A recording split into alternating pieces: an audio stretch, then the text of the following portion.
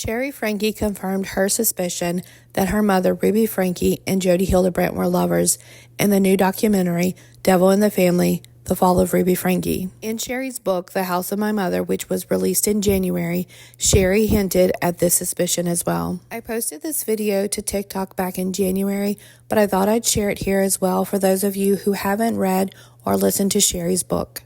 We suspected it was true. Shari Franke confirmed it in her new book, The House of My Mother. I pushed open the door to my bedroom and looked around. The house was eerily quiet. For once, nobody was home. Taking my chance, I made my way upstairs to my room, figuring I'd take advantage of the situation and grab a couple of books. I pushed open the door to my bedroom and looked around, confused.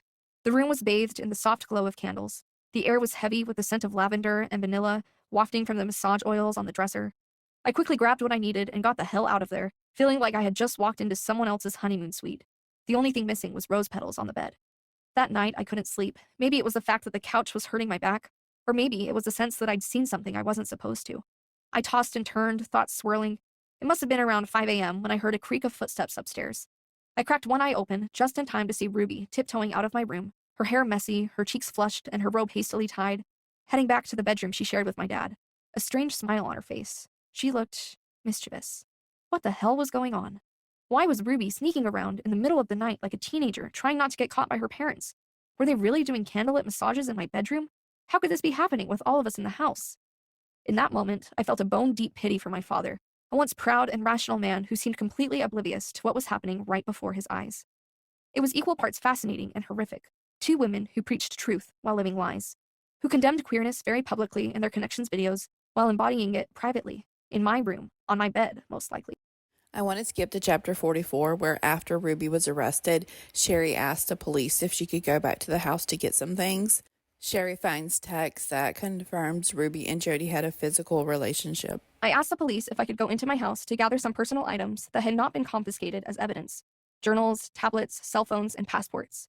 And trinkets that I wanted to make sure were safe, like the little brooch Kevin got me when he went to Italy, which I wanted to give to one of my kids one day. I walked in, accompanied by an officer, and looked around. I found one of Ruby's laptops and easily figured out her password to her Apple iCloud account. I read some text messages, emails, and journal entries in the Notes app that confirmed for me the truth about the nature of her relationship with Jodi and how it had spilled over into the physical. Ruby expressing her frustration about having to cater to Jodi's needs for physical affection without getting anything in return. My mother servicing someone else?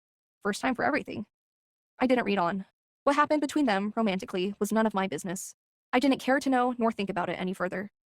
Many people were not surprised to hear this. Even Kevin seemed to know there was more to their relationship. In the new documentary, Kevin said, "It was much more than a friendship. It was much more than a sisterhood. It was uncomfortably intimate." Was Jodi Hildebrandt a closeted lesbian struggling with self-hatred, and that's the reason she became so extreme and abusive? Let me know what you think. Thank you so much for watching and listening. Please excuse my voice. I'm still recovering from being sick.